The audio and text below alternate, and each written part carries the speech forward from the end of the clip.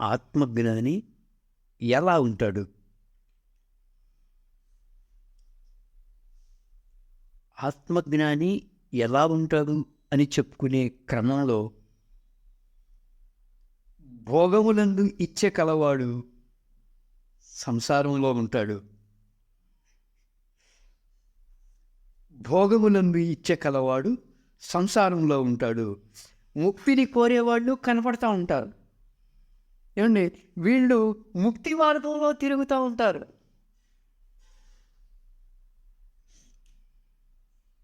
ఎలా? నదిలాగా. అండి, భోగేచ్ఛ కలవాడు సంసారంలో తిరుగుతూ ఉంటాడు. ముక్తి కోరేవాళ్ళు ముక్తి మార్గంలో తిరుగుతూ ఉంటారు నదిలాగా. అంటే నది ఎటు పయనిస్తూ ఉంటుంది?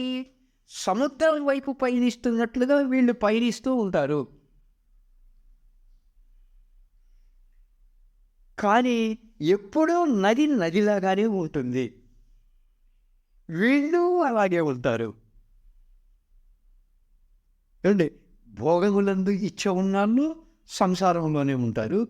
ముక్తి కోరుకుని ముక్తిని కోరేవాళ్ళు, ముక్తి మార్గంలో తిరిగేవాళ్ళు ఎప్పుడూ ముక్తిని కోరుకుంటానే తిరుగుతూ ఉంటారు. ఎప్పుడూ నది నదిలాగానే ఎలా ఉంటుందో వీళ్ళు కూడా అలాగే ఉంటారు. నది ఎప్పుడన్నా సముద్రంలో కలిసిపోయి నది తన ఉనికిని కోల్పోయినట్లు ఉంటుందా? ఇప్పుడు కృష్ణా నది ఉంది.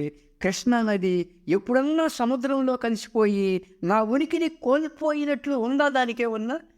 గోదావరి నది ఉంది. ఎప్పుడన్నా సముద్రంలో కలిసి నా గోదావరి అనే ఉనికిని కోల్పోయినట్లు ఉంటుందా? ఉండదు కదా. మన జీవితం అనే నది సముద్రంలో కలిసిపోవని అంటారు చాలామంది.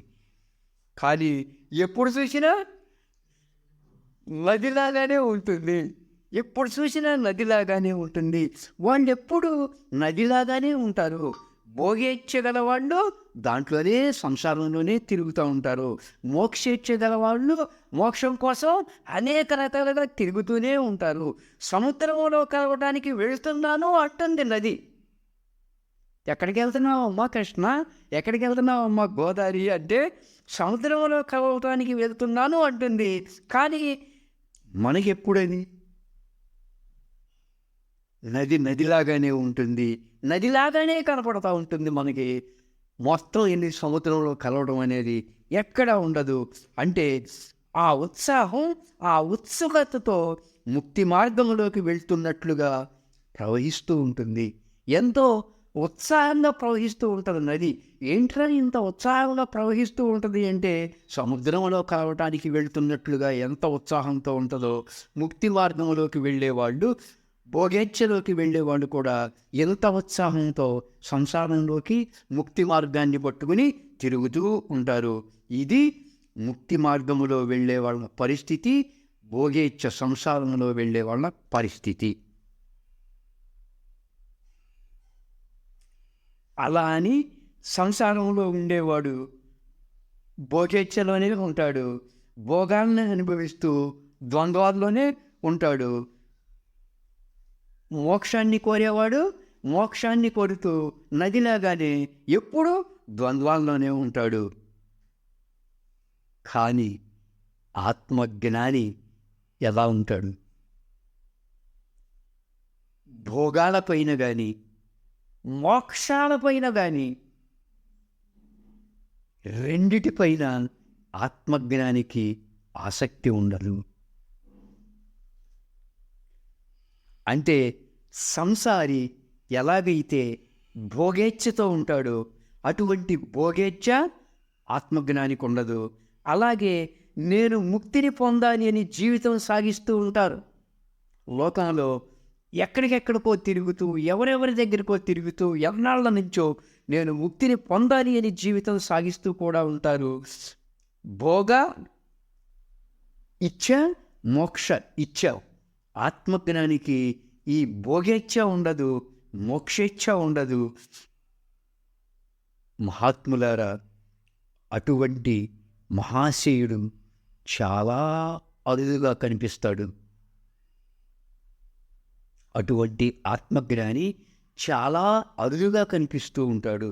అంటే ఇక్కడ పొందాల్సిందేంటి? నది భావాన్ని పొందాలా? సముద్ర భావాన్ని పొందాలా? సముద్ర భావాన్ని పొందాలి. అంటే ఏది సముద్రంలో చేరుతున్నా, ఏది దేన్ని సముద్రం కోల్పోతున్నా, సముద్రం సముద్రంలాగానే భావన ఉంటుంది. తనలో ఎన్ని నదులు చేరుతున్నా, తనలో ఎంత నీరు చేరుతున్నా, తనలో నుంచి ఎంత నీరు ఆవిరైపోతూ ఉన్నా సముద్రం సముద్రంలాగానే ఉంటుంది. అనంతంగా, ఎంతో అనంతంగా, ఎంతో విశాలంగా ఉంటుంది. రాని ఈ నీళ్ళని, ఆవిరైపోని ఈ నీళ్ళని అన్నట్టుగా ఉంటుంది. అసలు ఆ భావనే ఉండదు దానికి. అంత అనంతంగా విశాలంగా ఉంటుంది సముద్రం. కానీ నది ఎటువంటి భావంతో ఉంటుంది అంటే భోగేచ్ఛ కలవారు, మోక్షేచ్ఛ కలవారు ఎటువంటి భావంతో ఉంటారు? నది భావంతో ఉంటారు. నది ఎటువంటి భావంతో ఉంటుంది అంటే ఎప్పుడు సముద్రంలో కలవాలా, ఎప్పుడు సముద్రంలో కలవాలా, ఎప్పుడు సముద్రంలో కలవాలా అని. అంటే ఆ ముక్తి మార్గంలో ప్రయాణిస్తూ, అంటే నదిగా ప్రవహిస్తూ నేను సముద్రాన్ని కలవాలి అని అలా అలా పయనిస్తూ ఉంటుంది నది. అలాగే ముక్తి మార్గంలో ప్రయాణిస్తూ నేను ముక్తిని పొందాలి, ముక్తిని పొందాలి, ముక్తిని పొందాలి అని పయనిస్తూ ఉంటారు మోక్షేచ్ఛ కలవాళ్ళు. కానీ ఎప్పుడు నది నదిలాగానే ఉంటుంది. భోగేచ్ఛ కలవాడు భోగేచ్ఛ కలవాడిలాగానే ఉంటాడు. మోక్షేచ్ఛ కలవాడు మోక్షేచ్ఛ కలవాడిగానే ఉంటాడు. కానీ ఆత్మజ్ఞాని భోగేచ్ఛ ఉండదు, మోక్షేచ్ఛ ఉండదు, నది భావన ఉండదు. అతను ఒక సముద్రంగా, ఎంతో విశాలంగా, ఎంతో అనంతంగా తను ఉంటాడు. అతని అంతరంగం ఒక మహాసముద్రంలా ఉంటుంది. ఏమండి, అతని అంతరంగం అనంతంగా ఉంటుంది. ఆ సముద్ర భావాన్ని పొందు అని చెప్పే క్రమంలో ఆత్మజ్ఞాని ఇలా ఉంటాడు అని చెప్తున్నారు. సముద్ర భావాన్ని పొందటం అంటే, సముద్ర భావాన్ని పొందటం అంటే, ఆత్మజ్ఞానిగా ఉండటం అంటే ఏది పొందుతుంది, ఏది వదిలిపోతుంది అనే అస్సలు భావన సముద్రానికి ఉండదు. అలాగే ఆత్మజ్ఞాని వచ్చేది వస్తుంది, పోయేది పోతుంది, వచ్చేది వస్తుంది, పోయేది పోతుంది, నేను చేయగలిగింది నేను చేస్తూ ఉంటా అన్న భావంతో తన అంతరంగాన్ని ఉంచుకుంటాడు ఆత్మజ్ఞాని. ఆత్మజ్ఞాని ఇలా ఉంటాడు.